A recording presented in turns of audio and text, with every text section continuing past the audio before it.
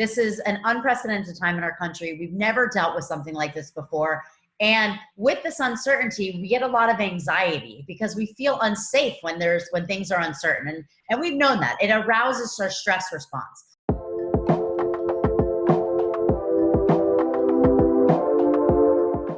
Hi, everybody. Welcome to our podcast, The Stamp of Approval.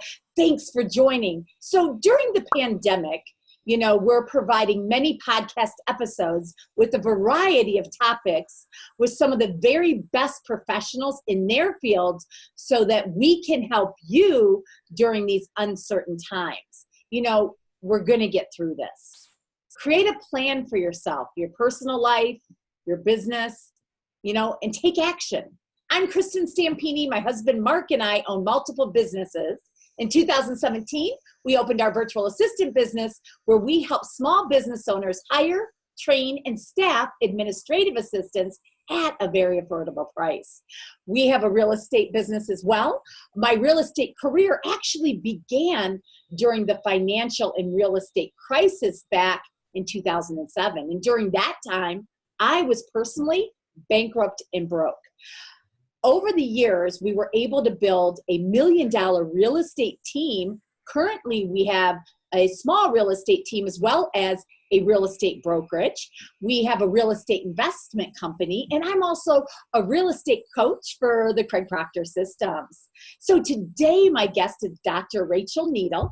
Rachel is a licensed psychologist and certified sex therapist in private practice and is the founder and executive director of the Whole Health Psychological Center, a comprehensive psychological practice with therapists with a broad range of specialty areas. And Dr. Needle has presented her research and clinical work at national and international conferences. She has been quoted in a number of newspapers and popular magazines on issues related to mental health, substance use, and sexuality. So today, Dr. Needle will discuss how to stay connected and emotionally healthy and reducing anxiety during these uncertain times. Welcome, Rachel. Thank you so much for having me, Kristin. Oh, thank you so much for coming back. So last time I did this, I forgot to record. Take two. Yeah, take two. So welcome back. So let's start with, tell me what you're seeing today that's different in your normal practice. What are you seeing? So we're seeing an increase of anxiety, fear, and depression. So this is a time of uncertainty. This is an unprecedented time in our country. We've never dealt with something like this before. And with this uncertainty, we get a lot of anxiety because we feel unsafe when things are uncertain. And we've known that. It arouses our stress response. So for many people during a time like this, it's not just the uncertainty, but it's also so much change. Right? So change itself will cause anxiety. So we're changed. We can't see our family and friends. We can't even leave the house, some of us, right? Loss of income, so much change that we are seeing increased anxiety for so many people. So it's scary. Right. And how about, even when you're talking about so much change, think about either people are staying home with their kids, right, and having to homeschool, yes.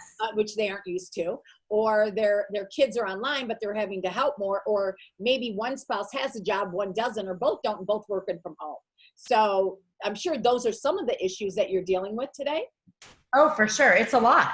It's a lot on people, whether you're still working or you're not, having your children at home or having this change in lifestyle can be really tough for people. So I think that we're seeing a lot of people trying to figure out what their new normal is, trying to cope with their new normal. And even people that may not have had any issues previously are struggling too. So there's a lot of things that we can do. And I know you're going to ask me about that, so we can talk about that as well. Go right ahead and jump into it. Okay. So, for a lot of people, we have to work on our mindset. So we can acknowledge that, we're having these negative emotions and that we're struggling, but try to do so without judgment, right? Because you can't avoid the thoughts. They're going to be there, and it is absolutely normal to have them at times. But, try to practice mindfulness, stay in the present moment. Don't judge yourself for having them. Let yourself have the feelings and then choose to shift. right? So give yourself, for some people, I tell them if they're having a ton of anxiety and stress and these thoughts are occurring all day, I tell them to try to pick a time of day, even 2 times, and for 5 minutes straight, out loud, say everything they're worried about or stressed about, and give yourself that time, so that if throughout the day you're thinking about this, you'll be like, okay, at 5 p.m. I get my stress time, or my time to be worried.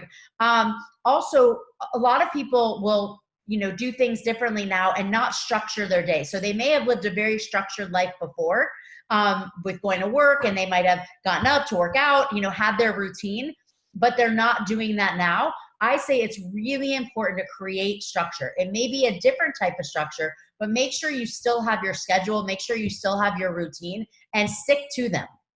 And for some of us, making sure that we have kind of the goals of each of our days is really important. The other thing is, we hear all around the media, people talking about social distancing. And I really want to encourage people to even just change the language, and that can help. This isn't social distancing, right? We're being social right now. I'm talking to you. I see you. We're being social. This is physical distancing, right? So I'm not in the room with you. I'm not looking at you.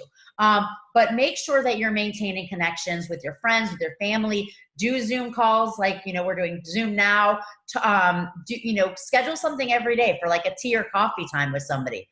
A fun big Zoom once a week with a group of your friends from, a time in your life. So make sure that you're continuing to stay social, because for most of us, that is incredibly important for connection and for feeling good and connected in our life. So I also tell people, make sure you're taking care of yourself.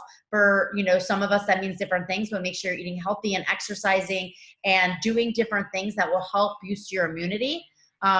Especially at a time like this, when what we're fearful about is getting sick. Another thing that is always helpful for people is to help others. So when we give back to other people, so even if it's like, buying groceries for a family member or somebody else, or, donating to, people that are out of work, or supporting a local restaurant, giving back feels good. So do that, because we want to do as many things as we can to feel good at this point, especially.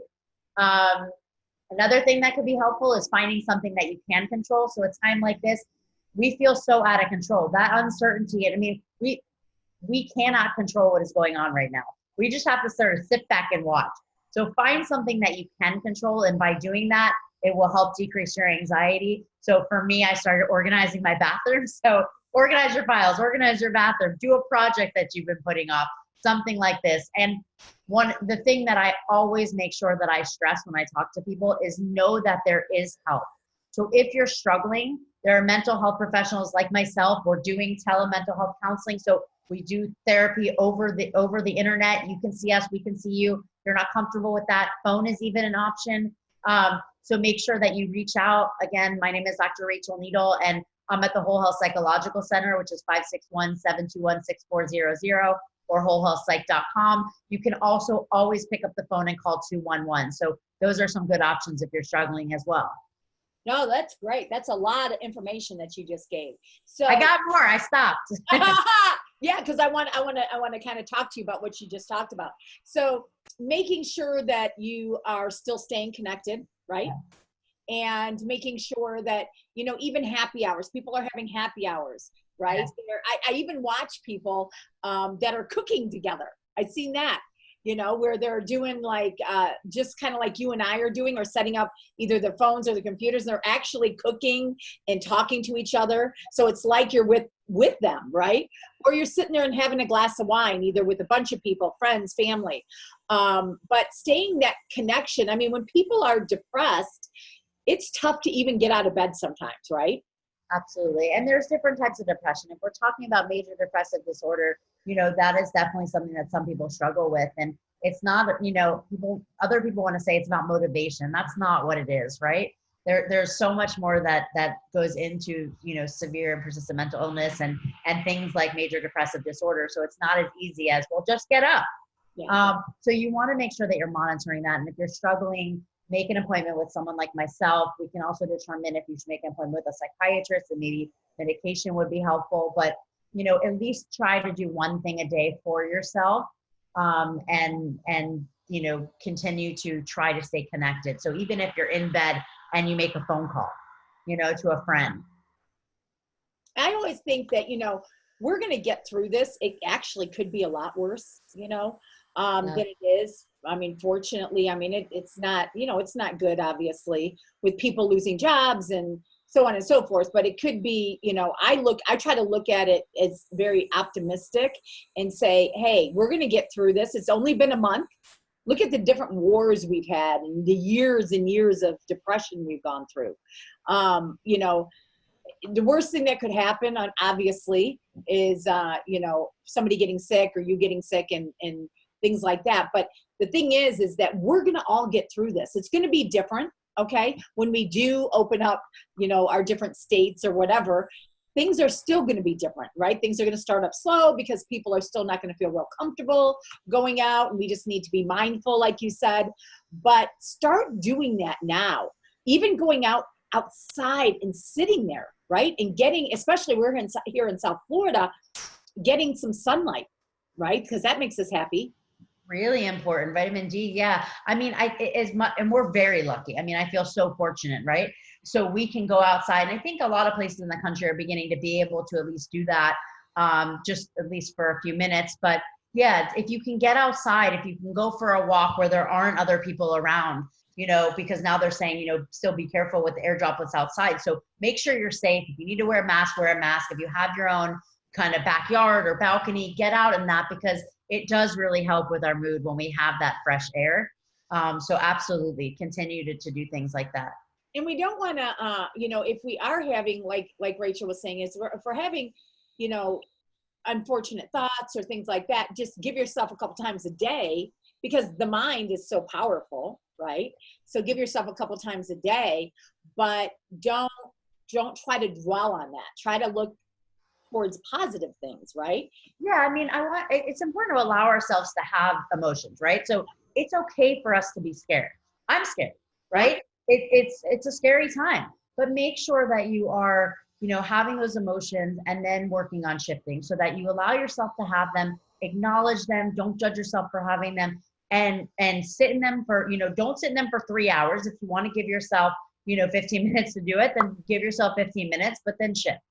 Right. And you have to choose to shift. And I've been in my pity party, and of course I'm scared too. It's affected just about everyone's business, except for, of course, Amazon and, maybe Costco and some of the, I saw. yeah, Walmart, exactly. But it's affected most businesses. So we're all scared to a certain extent. But what I try to do is I try to have a daily routine, which you talked a little bit about. So can you expand on that, on a daily routine? Yeah, it's really important to give yourself basically purpose, and to make sure that you're structured, because otherwise, we could stay in our pajamas all day if we don't, if we wanted to, even if we are working. You could go, just kind of move from room to room or not even get out of bed for hours. And that will tend to make us feel worse. I'm not saying you can't stay in bed one day and have a day, where you relax. Great. But most days you should be trying to schedule yourself so that you feel more regimented, so that you have purpose, so that you feel like you have goals in mind, and that you're doing things that will make you feel good about yourself and distract you.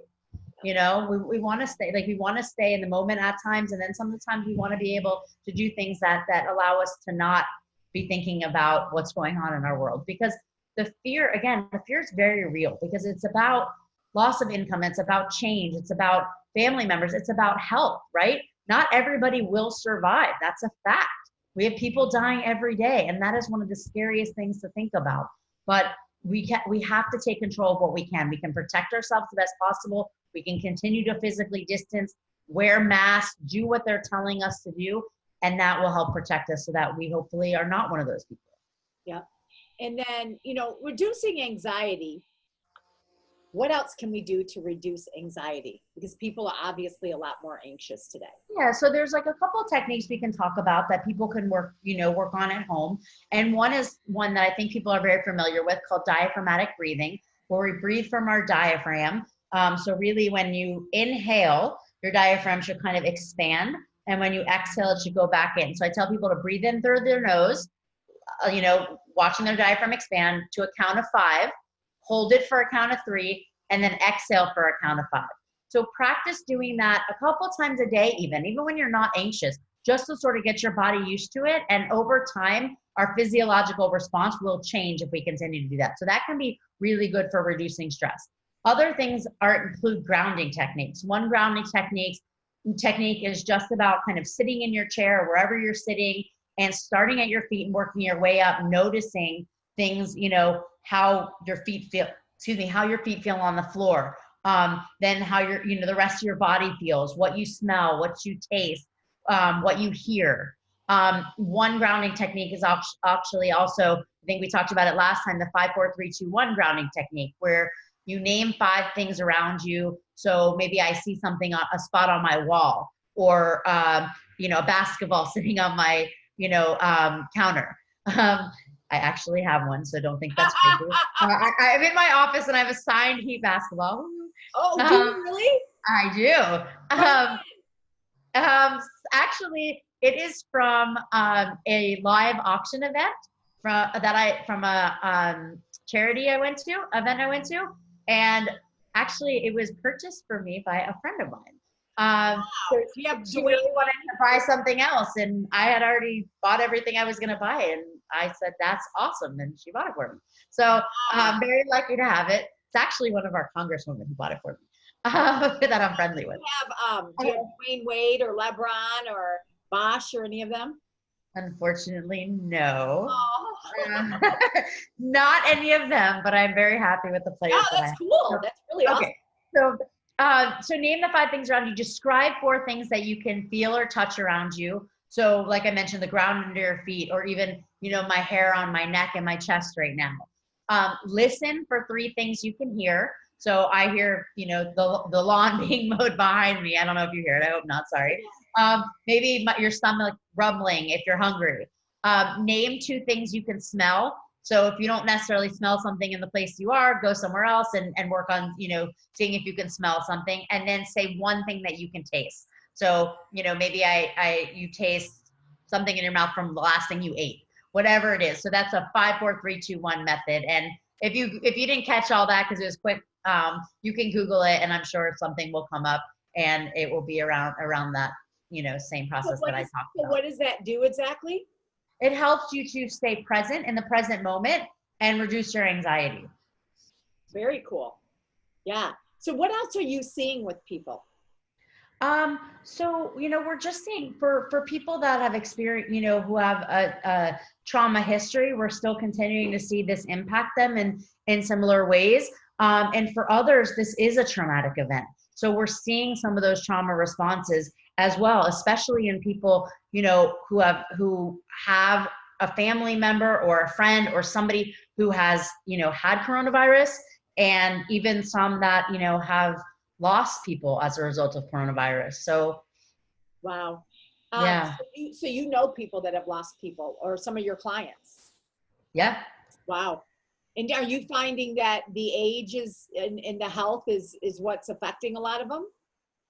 I'm thinking of the people that I know that have passed away as a result, and some were a little older, but many were my age. So recently, a nurse that I knew. Is it because they're when you're talking about these, did any of them have health compromised, or No. Well, I don't know, but the older ones, it wasn't people that I knew directly. They were people that friends of mine are friendly with. So they were in their 60s, I think. But there have been plenty of people my age that I do know that have gotten it, and some that have died as a result. Now, how about addiction? So we're seeing an increase, and even in people sort of falling off the wagon or relapsing, however you want to refer to it, as a result. I mean, thinking about it as, there's a lot of things that lead to substance use, and one of them is, it helps distract us from these feelings that we do not want to have. So we're seeing a lot of that, as well as, people that don't have, those that didn't have that much of a safety net before, now losing what it is that they had, and it's leading to people just, beginning to use or continuing to use or relapsing. So with addiction, and also you can't go to face-to-face meetings for people that wanted to go to meetings, right? Right. And that connection is really important, that support, especially when you're, in recovery. There are a lot of online meetings and things going on that way. So they're doing a good job of keeping that. But for a lot of people, that's challenging.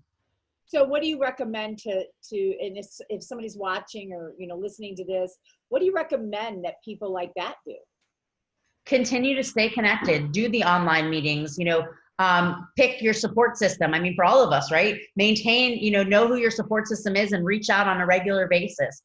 Continue to do things like this and get together with friends and talk about it. And if you're struggling, reach out. Again, people like myself, I'm a psychologist and there's other mental health professionals. Almost all of us are doing online therapy. And like I said, a really important number to remember is 211. Okay, and what's 211? 211 is a nonprofit organization that has a helpline, which you will get to a live person 24 hours a day. Okay, wow, that's awesome. And our local 211 is actually the call center that if you call the National Suicide Hotline in this area, you will get our 211. Wow, that's awesome.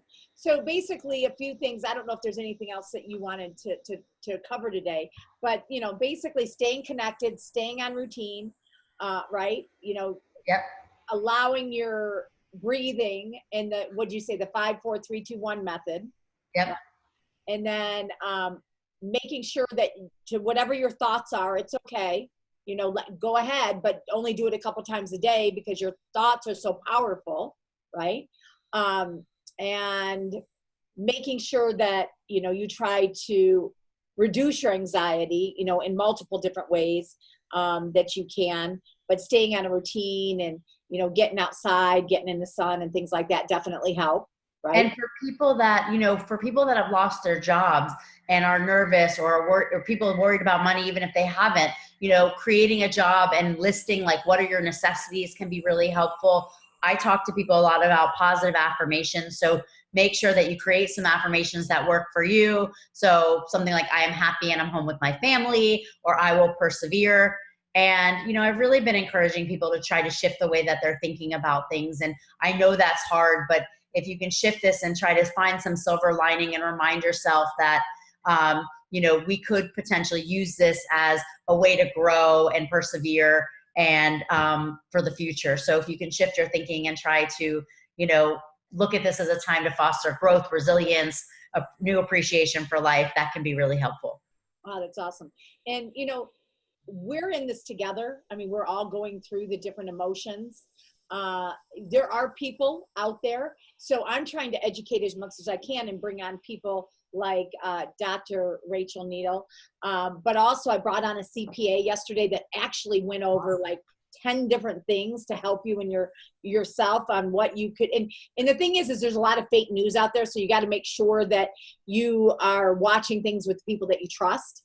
Okay. And I promise you everything that I bring on here is first of all, things are changing every day. Okay. Right. But when I bring it on here, that is what it is. The people that I bring on, and like the CPA that talked yesterday, I'm telling you, he went over 10 different programs for you. So they were awesome. The different people that I'm bringing on, I brought on a lender. I'm going to bring on another attorney who is going to talk about the, forbearance and, what he sees in, real estate and such. And then I had an attorney on and she talked about, missing rent payments and, I'm bringing on earlier today, I had a different doctor on. So I am bringing on so many different professionals, therapists, doctors, CPAs, attorneys, whatever, to help all of us out there to educate and to make sure that we know our options and the things and how to handle it, because none of us have ever been through anything like this before.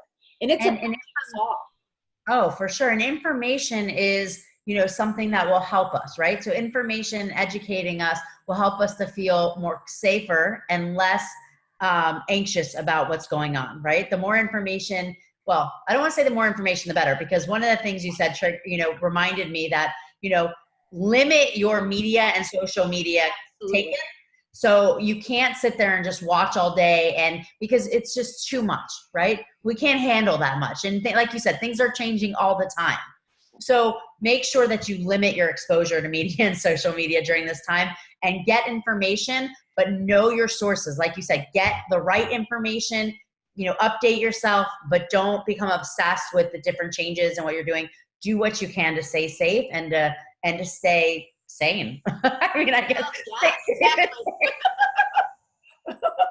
And to stay sane, we're all trying to stay sane. Possible. Oh, my Lord.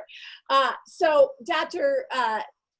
Needle, so one of the things is she's such a giver at everything that she does. And, if you guys are really struggling and everything else, first of all, she's going to give you contact information to reach out to them.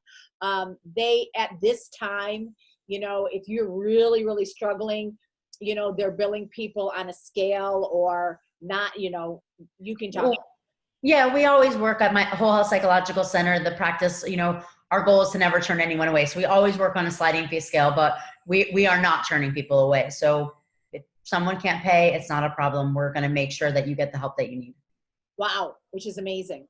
Okay, that's awesome. So I'm bringing on too is, talking about having free consultations or helping or whatever. And that's what we're all about. And just like what you talked about earlier, the thing that I like to do probably the most out of anything I do is give back. Giving back is what my soul. So, and that's what you're talking about too. And that's why I do these podcasts as well. Yeah. And you're a giver too. I mean, I think that's one of the things that connected me to you, when you're like attracted to somebody with, based on I think that's one of the things, like you do have such a big heart, and I love that you're doing this. Well, thank you. And tell us your information again.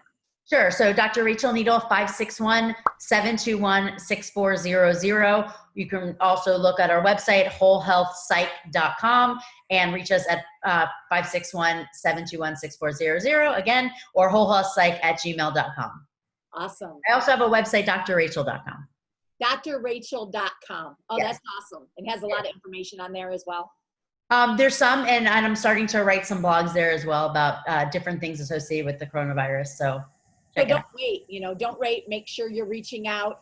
Make sure you're doing these things. And, I really appreciate you joining our podcast today, Rachel. And thank you. Thank you for having me. Absolutely. Thank you, everybody. Have a great day.